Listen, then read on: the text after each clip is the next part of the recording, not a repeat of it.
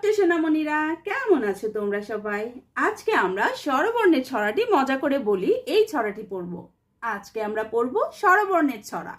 তাহলে চলো শুরু করছি। স্বরবর্ণের ছড়াটি মজা করে বলি লিখেছেন ইকবাল হোসেন। ইকবাল হোসেন।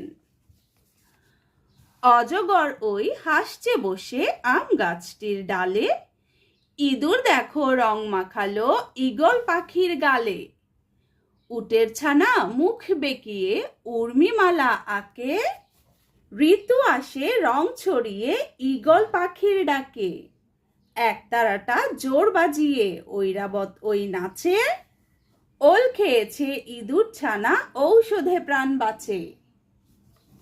চলো আমরা আরেকবার পড়ছি।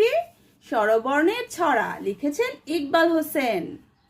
অজগর ওই হাসছে বসে আম গাছটির ডালে, ইঁদুর দেখো রং মাখালো ঈগল পাখির গালে, উটের ছানা মুখ বেঁকিয়ে উর্মিমালা আঁকে, ঋতু আসে রং ছড়িয়ে ঈগল পাখির ডাকে, একতারাটা জোর বাজিয়ে ঐরাবত ওই নাচে, ওল খেয়েছে ইঁদুর ছানা ঔষধে প্রাণ বাঁচে।